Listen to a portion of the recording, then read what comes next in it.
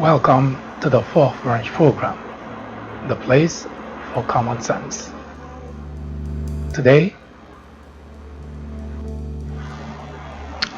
is Wednesday, August 14, 2019.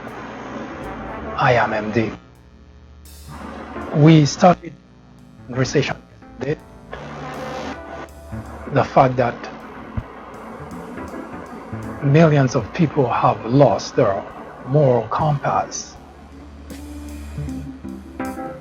thus plunging the country in a situation that may not even be obvious to most. We took a look at the environment within which a number of people live and believe that everything is normal, everything is okay. Although we did promise to come back today and talk about other important issues, we decided to extend the topic of moral compass because looking back at our history, we found out that we cannot really let go this particular topic because we found some similarities between some point in our history, sometime in the past and today, and we believe it is probably as important as any other topic going on being discussed today, and we decided to bring it continue conversation, well aware of what really at some point may become a crisis in the country. So for that reason, we are going to continue the conversation about moral compass, whether you still have yours, but we're going to take a look at, as I mentioned, some period in the history of our country which we seem to be living again, and for many people, just like it was then, what may happen later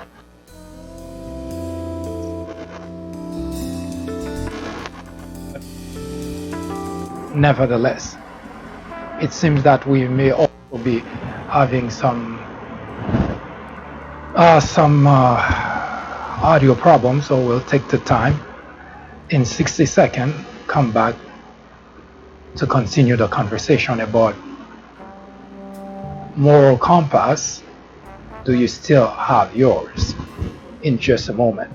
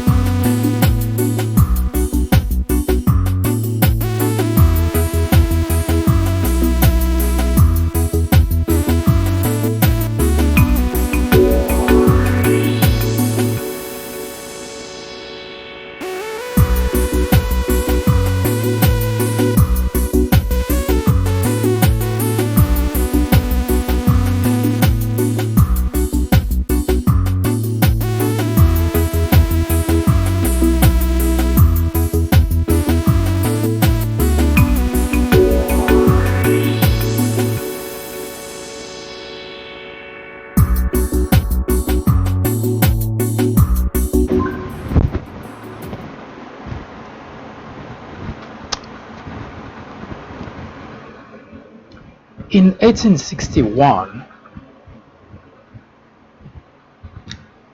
a major event happened in the United States of America. A civil war. If you've been watching this program, you may recall that a few months ago, we started talking about the period of slavery, and we actually left off at the bottom of the bridge, the Civil War bridge. And now, we consider that period as a time to pause and reflect on and trying to bring forth what happened after the Civil War, after the Emancipation Act, and look at today, the environment we're in, and trying to see what exactly that happened after the Civil War. You know, the events maybe a decade, 2 decades, even 5 decades later, beyond the Civil War, that have happened in the country, which we can refer to as actions, activities that continue to influence or impact our society today. So we never really went back there to kind of walk our way all the way to today. We've been jumping back and forth. But today we would like to bring to your attention an important aspect of development in the United States today. And for those who study history, for those who are interested in history, for those who are concerned about future generation, it is not something to shrug off, to consider, you know, it was history, who cares? I remember during the time that I was discussing the period of slavery and was bringing forth the detail of the torture the slave were, the type of treatment, torture in the hands of the slave owners, and a few people, including some blacks, kind of push back and say, hey dude, this is, slavery is over, just get over it, let's just move on, move forward. There is an author, I cannot really recall his name, but he said, those who do not remember the past are condemned to relive it. And it seems that we are in this period of time where we're not talking about an individual, a couple of individuals, or a few individuals. We're talking about pretty much a whole country reliving a period in time.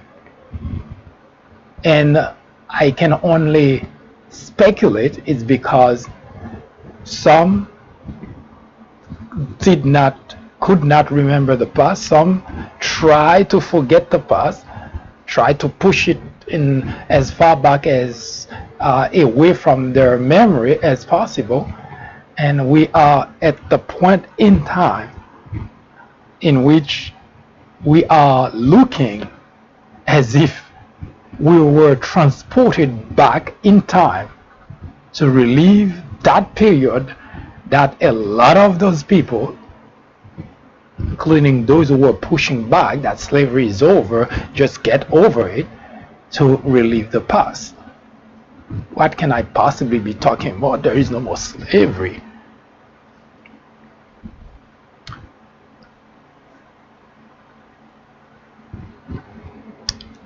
when Abraham Lincoln decided to free the slaves, of course, it's not something that happened overnight, but it was something being discussed with his cabinet and so on and so forth. Of course, those type of information leaked to into the political environment, and sooner it became obvious to the side that wanted slavery to stay the norm, to decide we're not gonna stand for that. And that's what, in a sense, although there are plenty of debate as to really the causes of the Civil War, but one common denominator that I don't think anybody can argue is the South wanted slavery to be the norm, to be official, to continue, and Abraham Lincoln and the Union, the rest of the country, said no. Now you can argue all you want about other aspects of the Civil War, but there was something that was pretty clear cut, obvious, that the South wanted slavery not to be abolished, and the Union wanted to abolish slavery. And the most simplistic reason for the Civil War was that.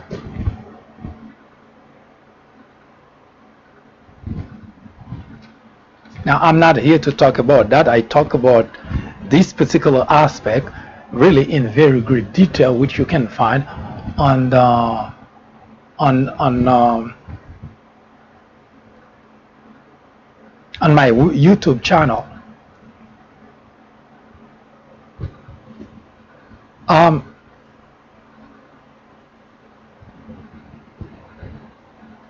There was a gentleman by the name of Jefferson Davis, I believe. That guy, he was a senator. He was born in Kentucky. He became a senator out of Mississippi. He had slaves, and as far as he was concerned, the South was right. Slavery could not be abolished.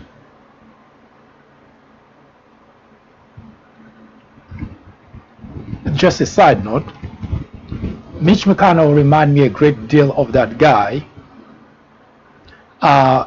because his behavior today, and coincidentally, Mitch McConnell has been pretty much living in Kentucky a major part of his life. Mitch McConnell was born in Alabama. Now, Jefferson Davis was born in Kentucky, where Mitch McConnell is at. Mitch McConnell was born in Alabama and has been living in Kentucky. And for sake of information, Mitch McConnell's ancestors had slaves. They were slave owners. And we will try to give you a refresher of the period of slavery, because we need to go back there in order for you to get an understanding of what is currently happening here in the country today, and why you cannot simply ignore it and think nothing is going to happen. Because, as I mentioned, we seem to be living today a period in history that a lot of people like to forget, like to push away from their memory, and like to think, let's just move on, as I was told during the time I was debating slavery, the period of slavery. Those who do not remember the past are condemned to relive it. Now, one thing that was pretty obvious, pretty evident at that time is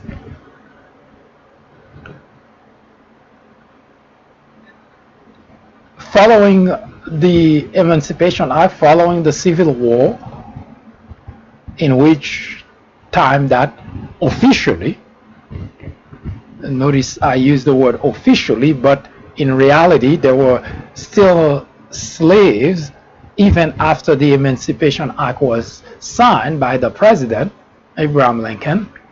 But officially, the Emancipation Act gave freedom to everyone, to the slaves.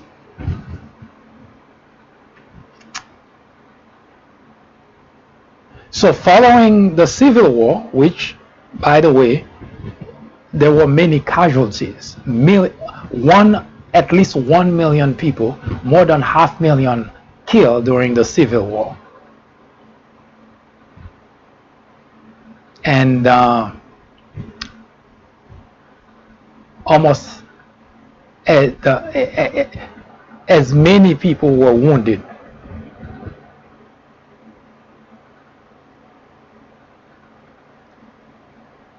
Now, I already discussed that part. Yes, we'll come back to it, but I want to make an important point following the Civil War. There were a number of actions that were taken by our government in order to start moving the needle towards equality.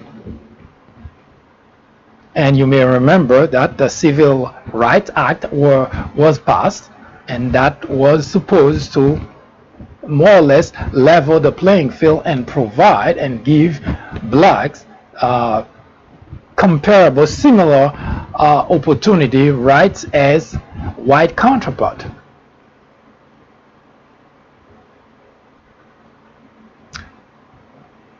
It so happened that at that time there were, as it is in the United States of America, there were many groups. Whenever we're talking about racism, white supremacists, white nationalists, most people, especially those who are racist, always jump pretty quickly to say there is no such thing. We saw Tucker Carlson a few days ago making the case that this is a hoax that doesn't even exist. Whenever you see the discussion about race relation and mention of white nationalists, white supremacists, KKK come to the conversation, watch the people who are very quick to deny the existence of those groups. Usually those, if they don't belong to one of those groups, they are themselves racist. Harry Belafonte said, when a black voice is raised in protest to oppression, those who are comfortable with the oppression are the first to criticize us for daring to speak out against it. That just, you know, what you consider reflex. Of course, you would call that a mental reflex, because those individuals who take offense usually are guilty of. If you're talking about thieves, why should I take offense in that? If you're talking about drug dealers, why should I take offense in that? If you're talking about criminal, why should I take offense in that?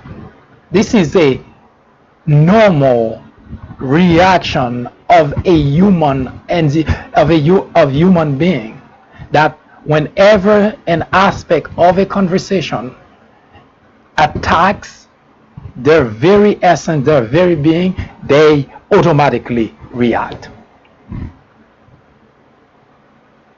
You may remember a few days ago, Obama, our former president, put out a statement in which that after the two mass shooting in El Paso, in Dayton, Ohio, you may recall that Obama put out a statement condemning racist language, condemning languages from leaders that incite violence, and Obama never made any mention of any name.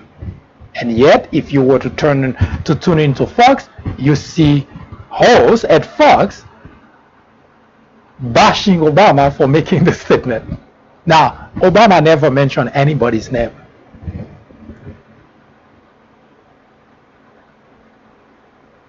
Whenever a black voice is raised in protest to oppression, those who are comfortable are the first to criticize us for daring to speak out against it. I think I mentioned before, especially during the discussion, the debate for the period of slavery, that what makes it almost so difficult to put an end to racism in the country is because you cannot walk up to someone, and a white person, and know that person is racist or is not. It's because even during the slavery time, we had millions of whites who were against slavery, who were disgusted by the practice. At the same time, we had millions of others who prefer to die than to put an end to slavery. There is our dilemma. Now, I did not bring that back just to talk about the period of slavery, just to reminisce over the period of slavery. This is something we will go back to. Actually, we will not be talking about the period of slavery, but we will be talking about after the Civil War, because this is where we left off in the conversation. But I bring that forth to paint the picture of what is currently going on and why we should be very concerned of what may happen in very near future. Those people who survive the Civil War later confess that they did not at any point in time, talking about civilian, because of course politicians, they always plotting and something that usually a civilian would find out at the critical time.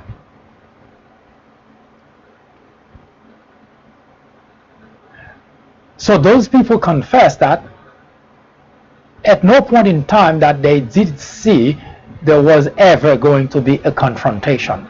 Yes, they know politicians are talking, we don't want this, we don't want that, we're not going to stand for this, we're not going to stand for that. Yes, they saw the line in the sand that the South wanted to secede from the rest of the country, but they did not see a war that would break because of that. And yet, 1 million casualties later, they're looking back and they say, what the hell happened?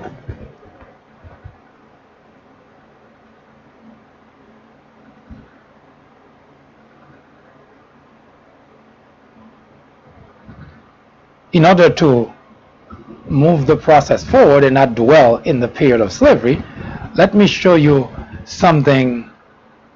We're going to do a short comparison between the past, not too far away, it's still the 20th century, the 20th century, not the 21st. I'm going to show you a small clip, actually slides of how people used to, what they used to do, people who oppose any kind of race relation program, how they used to combat that, what they used to do the technique that they use in order to sow fear and prevent that from happening.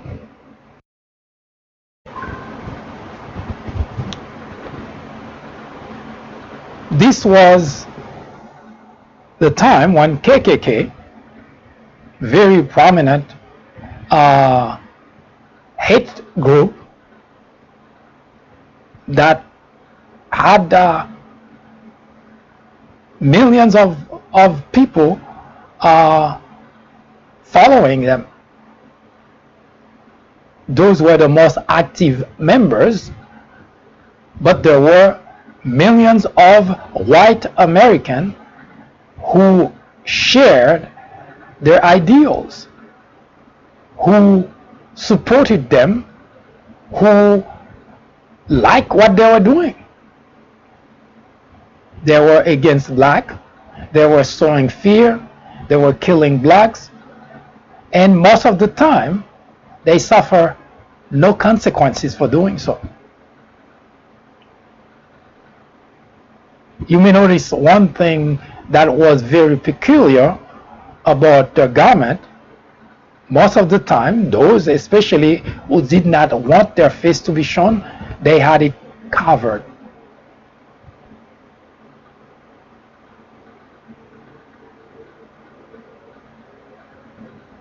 Now let's take a look at today. White supremacists, white nationalists, KKK. That slide was mostly from the Charlottesville march. What do you notice that's very striking between the 1960s and today? As you can see, most white nationalists, most white supremacists show their face. They're not even afraid. That guy, as you can see, is a police officer. They're not afraid to show their face.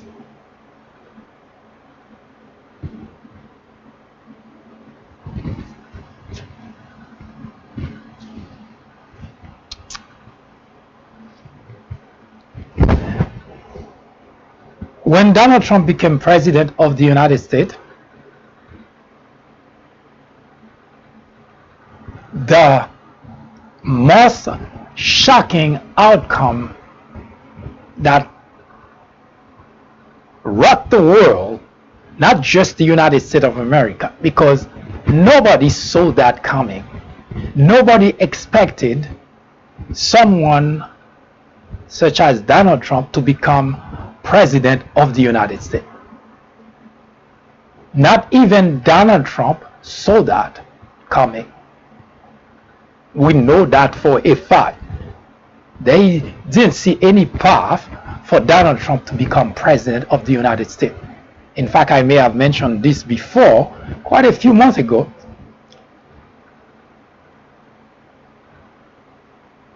Even during activities in the general election, a lot of the people who worked for the Trump campaign were already passing their resume for possible job elsewhere, because they know after the campaign that was over, there was no possibility they were going to have the opportunity with a Trump administration, because there would be no Trump administration. So no one imagined that Trump would become president. Not even the Trump campaign itself. And the reason is because we all underestimated the millions of people who are racist in the country. We all underestimated that number. Now, after the election, while the Trump camp was busy celebrating, political analyst, pundit, historian, everyone was busy trying to figure out, where did we go wrong? How could we not see something like that happen? Because if you take a look at our polls, since we've been keeping track of elections, those polls have been quite accurate, because so far we must say with high degree of accuracy that we have been predicting time after time after time, based on polling, that this person is going to be president, that person, or it's going to be a close race, here's what's going to happen, and so on and so forth. But 2016, no one saw that coming. And the reason was not really that difficult, but we just underestimated the degree, the level of racism in the United States. We grossly underestimated racism in the country.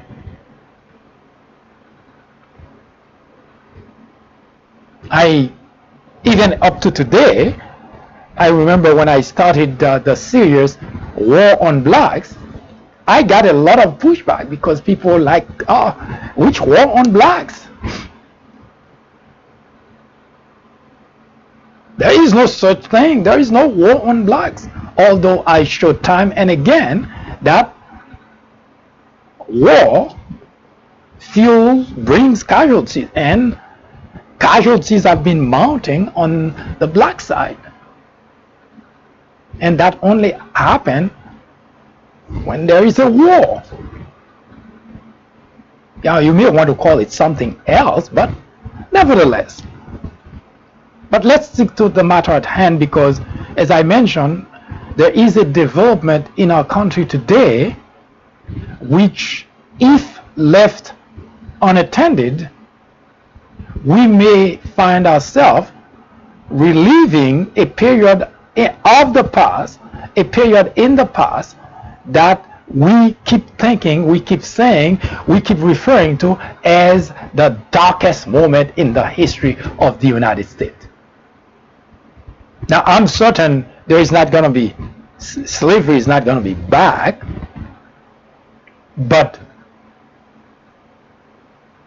what happened to put an end to slavery is not a far-fetched idea that we can see this country find itself once again in that moment in time, if we keep ignoring all the signs which caused that then and pretend that there is no way in the world we can go and see those things happen again.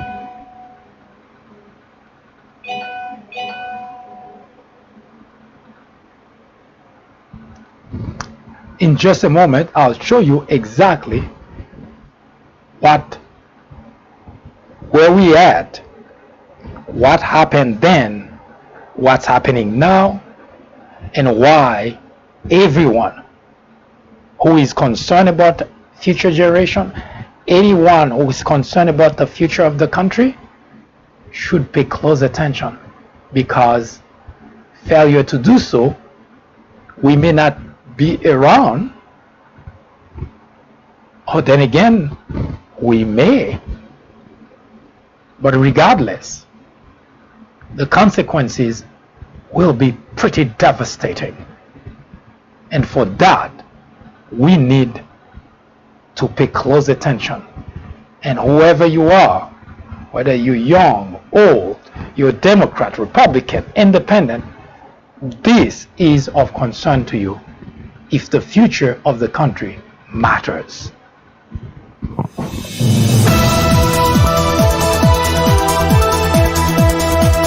Live from New York City, at the top of the hour, every weekday from 10 a.m. to 2 p.m., the Fourth Branch presents discussions, debates, commentaries on social, political issues, current events, sports, entertainment, religion, education, science, and every Saturday at 10:30 a.m. for a full presentation on controversial issues such as abortion, homosexuality, war on blacks.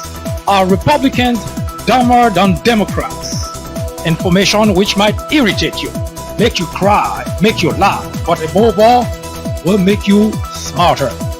Join us every time. It is the right thing to do.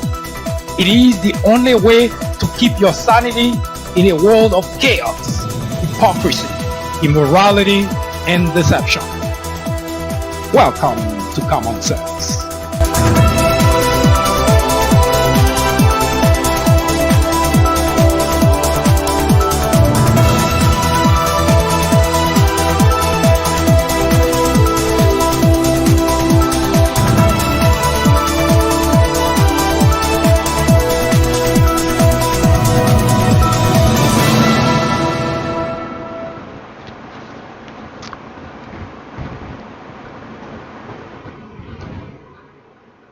In 2016,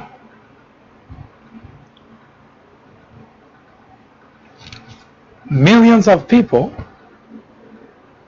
went to the poll and voted in office one of the most racist individuals.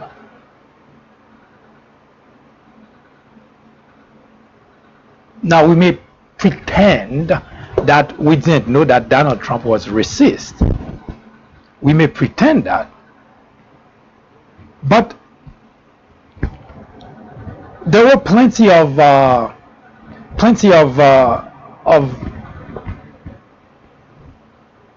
information, public information that is, that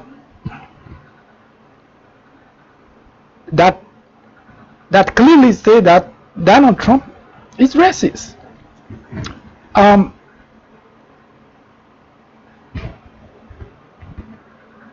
You may recall the Central Park Five, a group of kids, really kids, that they were 11, 12, 13, 14 years old, black kids accused of brutally beating a white woman and raping her. They spent a good part of their lives in jail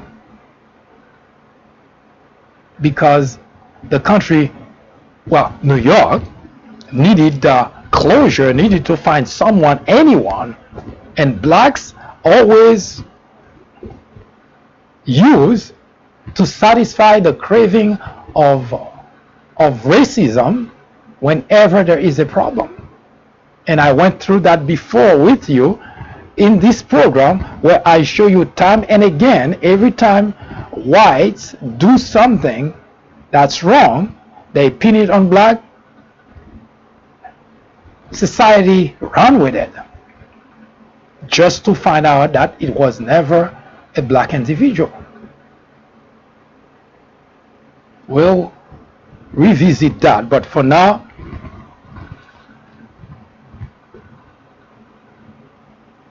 let's continue with this important aspect of this conversation. So the pundit, the expert, the analyst, the historian, no one could see Donald Trump become president. And the reason was quite simple.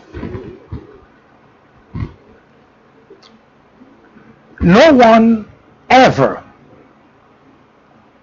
well, actually, I shouldn't say ever.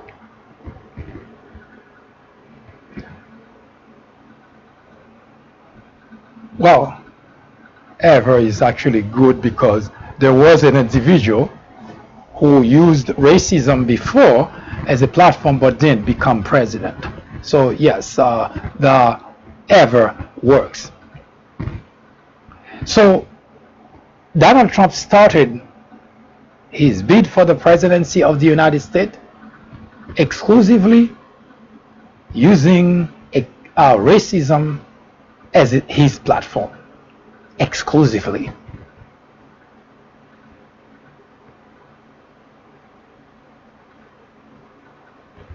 So naively, we thought there is no way in the world that the country could have that many racists to support, to back up Donald Trump.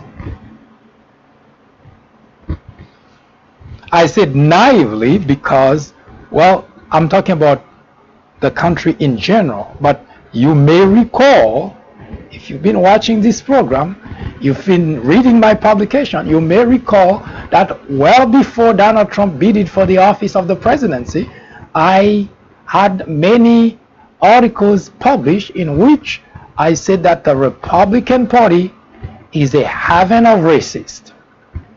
So Donald Trump did not, there was nothing that happened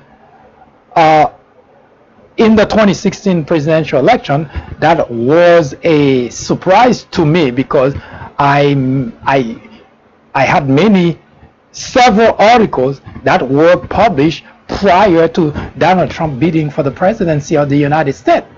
So I was never shocked by Donald Trump using racism as his platform.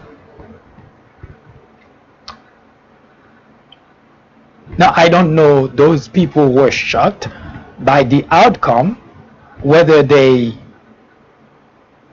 never realized that there were that many racists in the Republican Party, or they knew that there were plenty of racists, but there were not that many to vote someone in office. Whatever the case was, that caused a lot of people to be shocked. Because Donald Trump did not mince words. He did not try to be conspicuous about the whole thing. It was pretty obvious that this was his strategy. Goes after every race demography.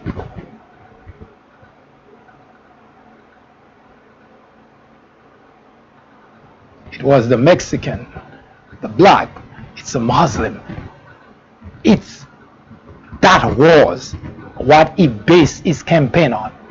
And one thing that the expert, the pundit, miss is the fact that as time went by, Donald Trump rallies grew larger and larger and larger. The more he tried to demonize other racial group, the more he tried to divide the country on racial ground, the larger his rallies became. We miss all that. So the obvious conclusion was there is no way that Donald Trump could become president. But there was something else that, to the pollsters' defense, that were not working right for them either. Most people that they polled were too ashamed to identify as a racist. As such, they would not say they would support Donald Trump. So they give some kind of ambivalent answers, ambiguous, and they left the pollster really in a position where they could not come up with more accurate polls. So those people who went to the polls and voted Donald Trump, they knew they were racist, but they would not say that out loud. So that's why the pollster had such a difficult time coming to the conclusion that Donald Trump could become president in 2016. So there was no polls that provided that information. Yes, we blame Russia. Russia helped. I'm not saying otherwise, because that propagation of that campaign of misinformation about Hillary Clinton did not help Hillary either. But a major part that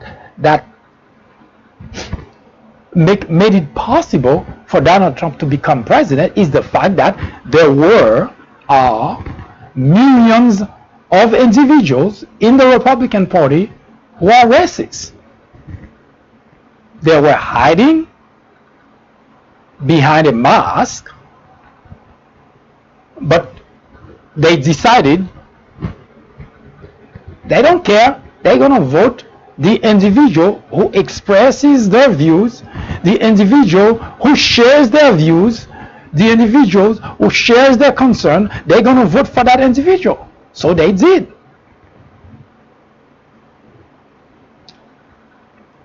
Now you can spin it 1,000 ways and try to explain it away, because that's what the media did, because they failed to understand what just happened. So they came up with all kind of explanation. You know, those people, they were tired of Washington. They were tired of the way things are. Look at Donald Trump. This is actually worse than what we ever had in Washington.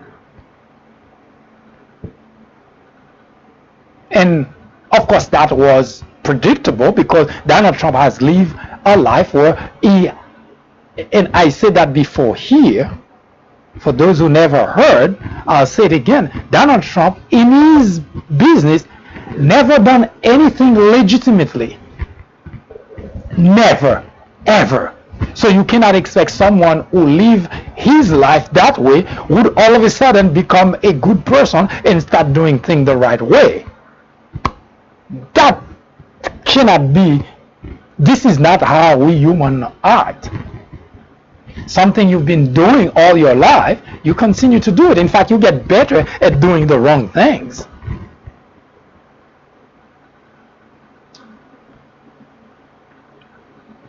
So all those people who like Donald Trump, they're racist. And of course today you heard a bunch of those people saying the economy is good, so we like him. But the argument cannot be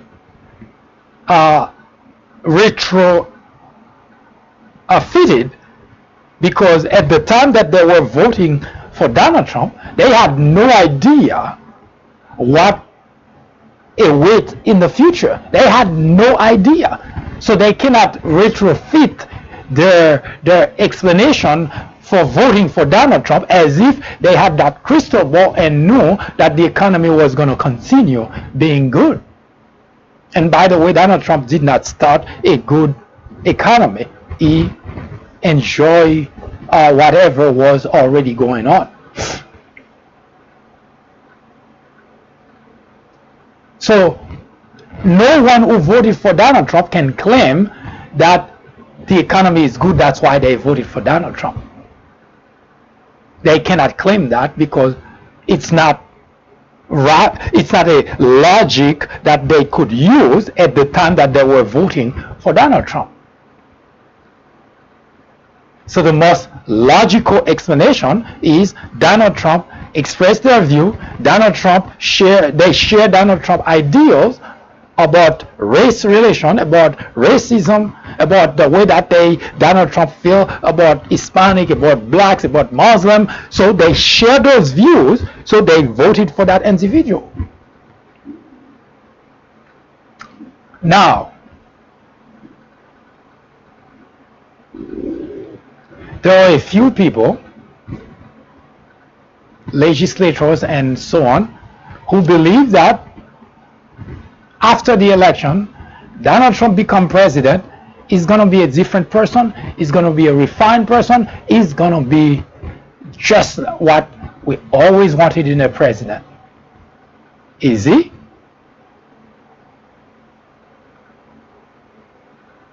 He has gotten worse.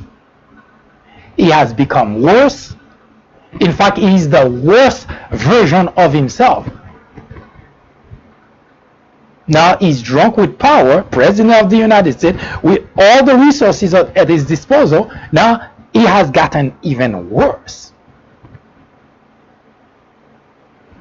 A President of the United States, anything that comes out of your mouth has impact. And since Donald Trump has become president, he has done a lot of damage to the country, to the fabric of our society. Now, if those people who voted for Donald Trump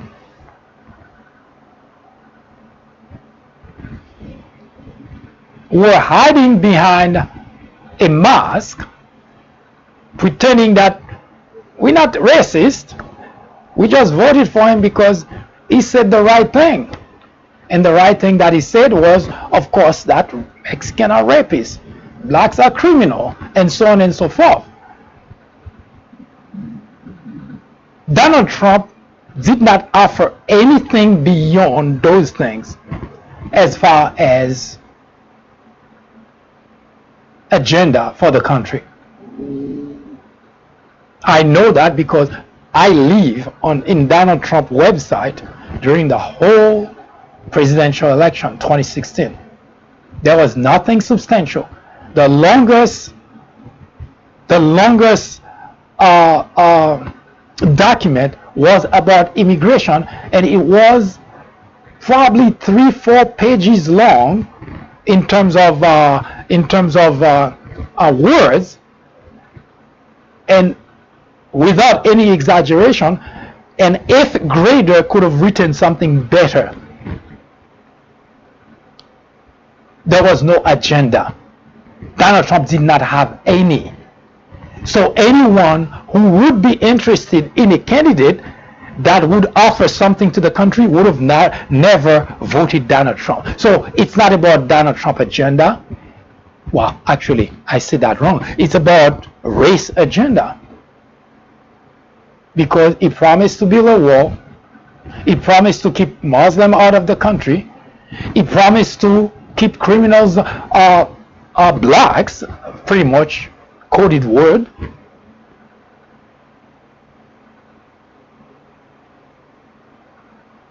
And all the racists in the Republican Party went to the poll and voted Donald Trump in office. Now they could have come back with an excuse and say, we didn't know he was that much of a racist. Despite all that I just said, that he started his campaign using racism as a platform, and he never led. In fact, as he went through the primaries, he became even more emboldened because the more racist he sounded, the more people joined his campaign. We're not talking about a few people here and there, like you would say, it's just a few people.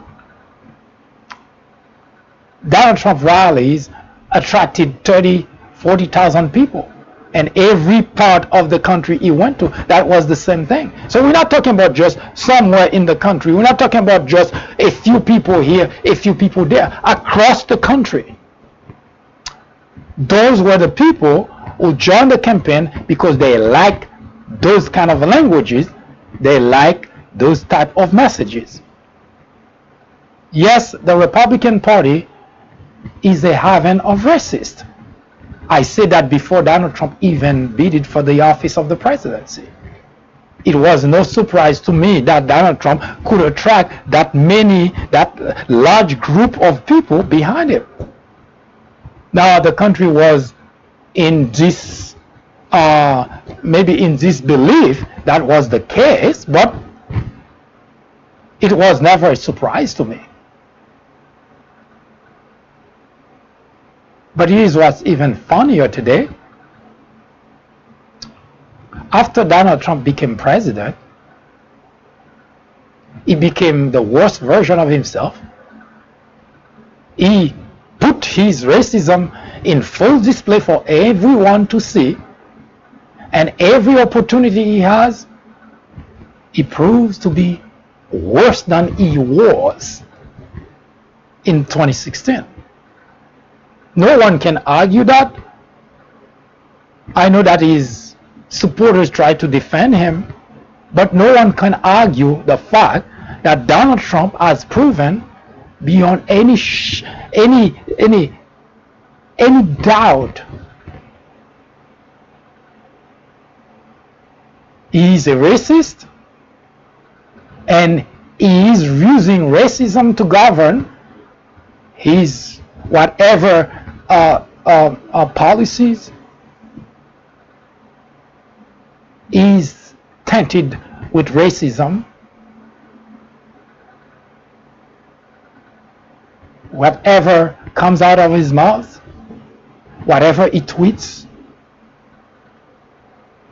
you don't have to dig, you don't have to Google, you don't have to look for, wait for a tweet every single day.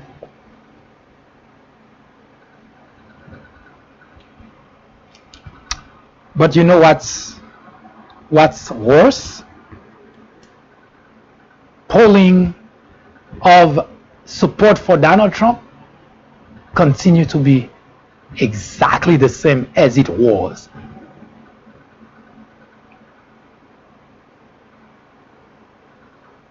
So the idea that those experts, those pundits, those historians trying to explain that people were tired of Washington, people were tired of the political parties not doing anything for them,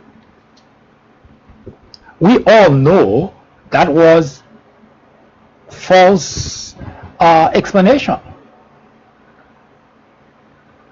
Because those people who voted for Donald Trump voted for him because he's a racist and they support his views. Donald Trump has been the worst of what you would consider in terms of an administration. In chaos, doesn't know what he's doing, is incompetent, and on top of that, the most corrupt administration that ever run this country. You want to know how corrupt? Today, it is in the world, it is recorded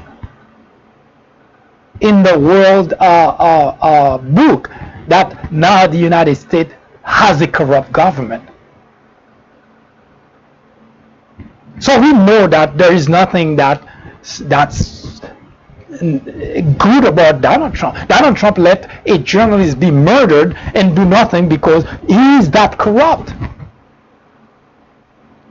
He sees what benefits him, what benefits his family. It doesn't matter what happened to the country. This is the first time we have in the Oval Office a president who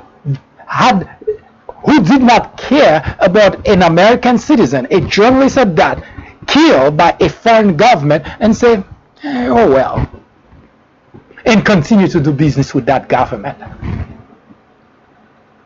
So we know it's not because Donald Trump is doing a great job. We know it's not because Donald Trump makes the country look better. We know that.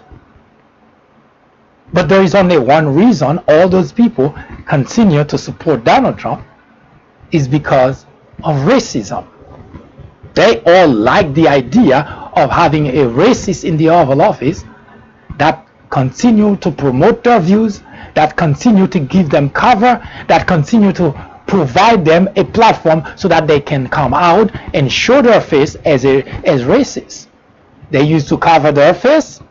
They used to come out in the dark. Now, bright daylight, they marching and say, hey, we're racist, so what?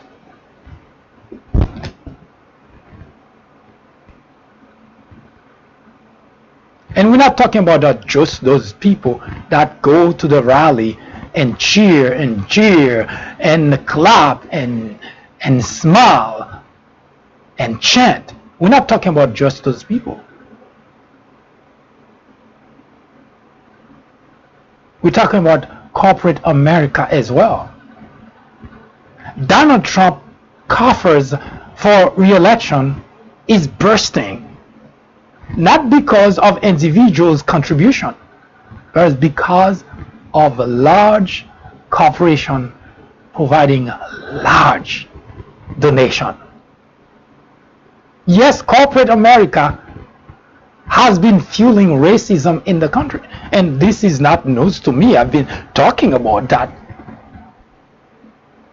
But now it's in black and white. It's obvious that's the case.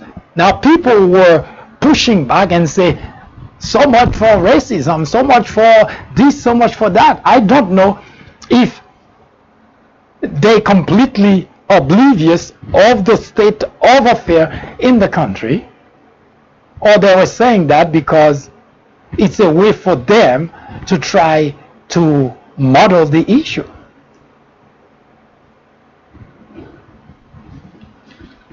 Racism in the country is taking a different turn,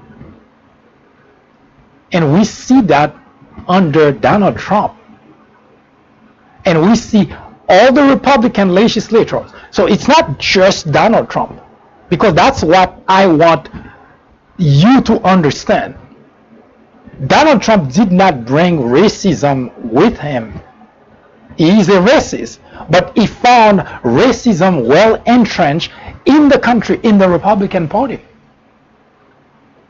The only thing Donald Trump provides is a platform for those people, legislator and constituent alike, to feel comfortable talking about it, accepting it, and showing themselves up. That's the only thing Donald Trump has done.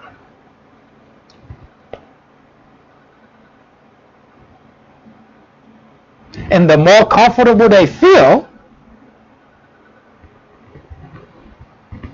the easier it is for them to do things that repulsive in our society.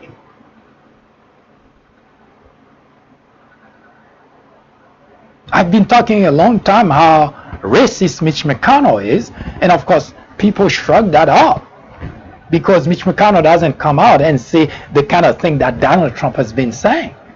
But he's been pushing agenda that are racist. In fact, he does even more damage than Donald Trump can do. Donald Trump does a lot of damage with his mouth, with his tweets. But someone who is pushing agenda, who is placing on the court judges who are racist, who is implementing policies that is racist, that person is doing grave damages to the country. And we're not paying attention to that because we're not hearing Mitch McConnell saying the kind of thing that Donald Trump is saying. And I've been sounding the alarm that Republican legislators, the Republican Party as a whole, is a haven of racists. And most of the time, in fact, when I addressed that particular issue, I gave example after example. And that's one thing that you can rest assured that we do here. We don't just talk about a particular issue, but we show you what we're talking about. At the time that we were debating that particular topic, we should give you example of why we believe that Mitch McConnell is actually a racist. He was born in Alabama, he's now in Kentucky. Both of those were South states that were completely into slavery. His parents, his ancestors were slave owners. And Mitch McConnell continued to do things that clearly detrimental to blacks. He doesn't have to say he's a racist.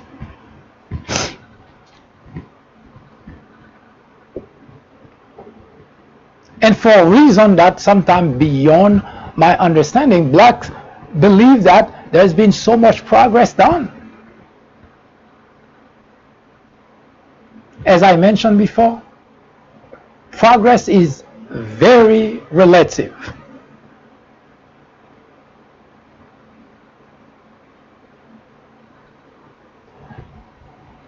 We have people who call themselves Christian, people who are called evangelicals. Today, according to the latest poll, 85% of those people still support Donald Trump. Now, you would think people who are Christian, you would think people who are preaching about love, preaching about acceptance, preaching about helping others, you would think that those people would have better sense, right? Because they have the Bible as a way for them to see, to look in the mirror and see that this is not right. This is not right.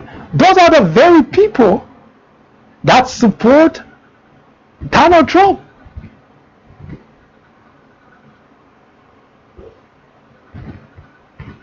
Now, can any of those people really preach others about love?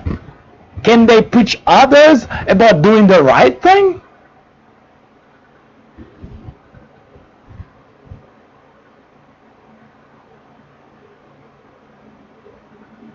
If not walking away from any of those people, telling you, talking to you about God, slapping any of those individuals would probably be warranted.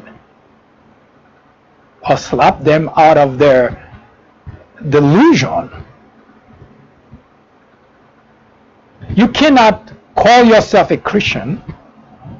You cannot be considered a Christian all the while supporting an individual that doing evil, that doing the wrong thing to the country, that doing the wrong thing to society. You cannot have it both ways. Because Christians are supposed to help make things right, steer in the right direction, preach love, acceptance. You're not doing any of that, don't call yourself a Christian. You are no different than the devil, because what Donald Trump is doing is the work of the devil, sowing division. That's what the devil does. So you cannot pretend to be Christian and supporting an individual that continuously rely on dividing people in order to achieve his own personal interests.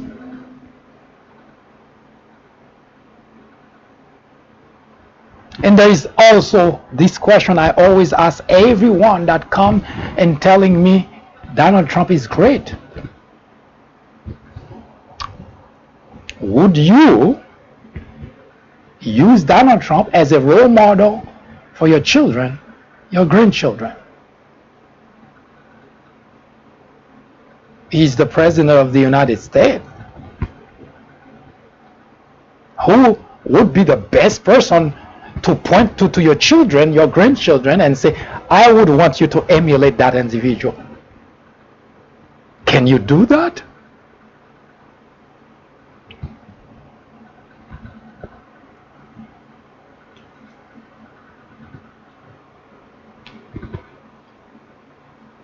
The reason the country is in such a predicament is because the people that been hiding behind a mask, pretending to be religious, pretending to be Christian, now they in the open showing that they've always been racist.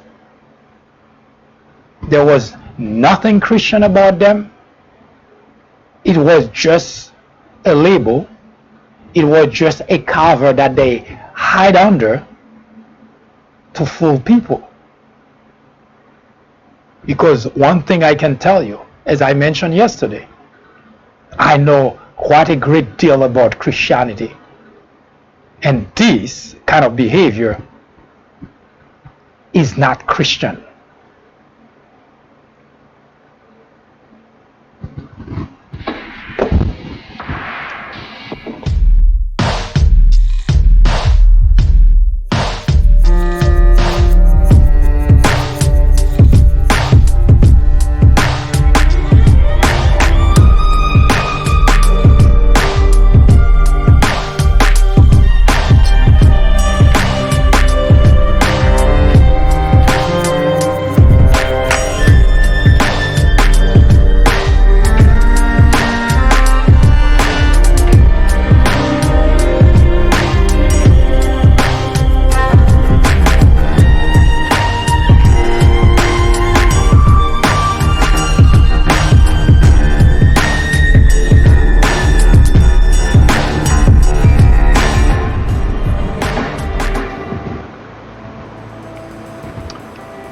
In 1861,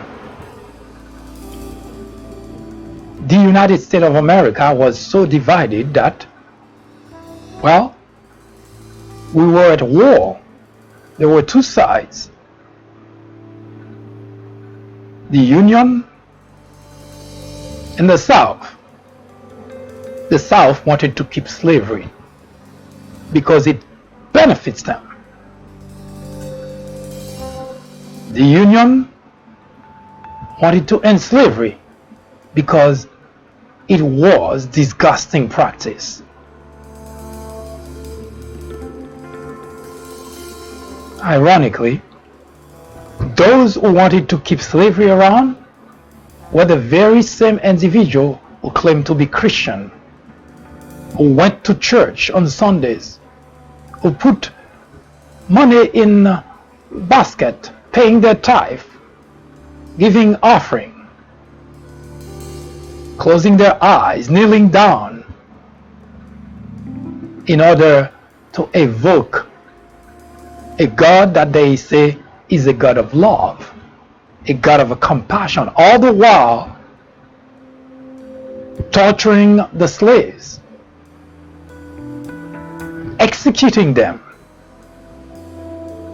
Now, it's a period that we refer to in our language today as a dark moment in the history of the United States. Interestingly enough, today we're seeing a repeat of that moment. No, not because we have slavery today, but because we have that same large group of people, white, who go to church, who pay their tithe, kneel down, close their eyes to pray to God, but at the same time find it okay to practice racism, find it okay to be racist.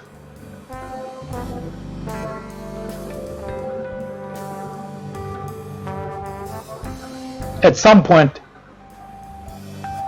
in that dark moment in our history, a civil war erupted, causing more than 1 million casualties. Today, racism is rampant in the United States. It has been. But most racists were hiding behind labels such as Christian, evangelicals. They would argue against any reference to racism. Calling them racist would be insulting. Today, with Donald Trump in the Oval Office, they don't see or they don't consider themselves a cast out anymore. So they come out in the open, they practice their racism, they chant, they cheer, they clap, they smile, they support.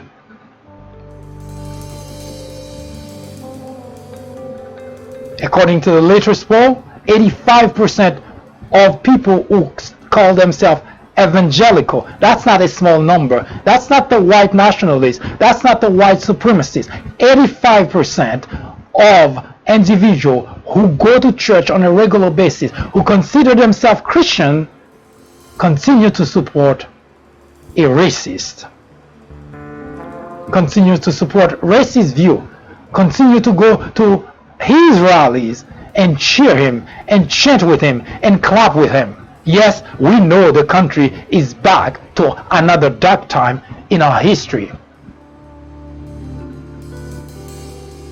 What we should be fearful for is whether that would catapult to another war. Is it too far-fetched for that to happen? No, it's not. What's troubling is the fact that another such war would cause even more casualties. Then, blacks did not have any way of fighting. They were suppressed. They were slaves. Today, blacks can and will fight against racism. And what will happen to this country can only be left to anyone's imagination. But rest assured that those who continue to support Donald Trump, continue to back up racism, continue to cheer him, continue to encourage him, keep in mind, you too will have to pay a price. Because racism is costly. Racism is dangerous.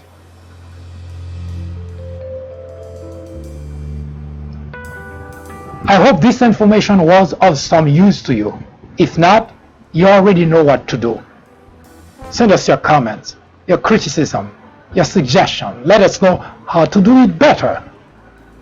As we always say, this program is not going anywhere. You might as well help make it better. In the meantime, should you have a particular topic you would like us to talk about, let us know. We will research it. We will debate it right here on the Fourth Branch program, a place for common sense. I hope you can join me again tomorrow at 10:30 a.m. for another interesting episode of the Fourth Branch. Good day. That was an update through the prism of common sense. Join us again tomorrow at 10:30 a.m. for a full presentation. I am MD, host of the Fourth Branch program, the place for common sense. Send us comments, criticism, suggestion, or simply let us know how we're doing. Thank you for watching. Have a wonderful afternoon. See you next time.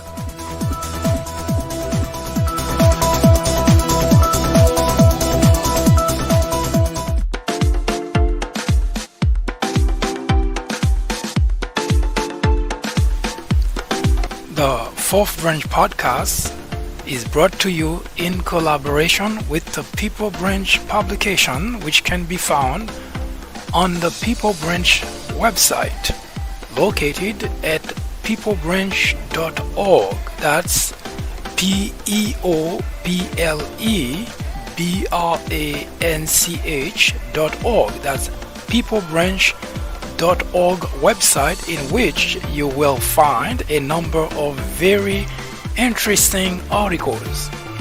My name is Mike Duchesne, MD for short. I hope you have a great afternoon or a great evening, whichever it happens to be. Hopefully you can join me again next time for another interesting episode of this podcast. That was the Fourth Branch, live from New York. Good day.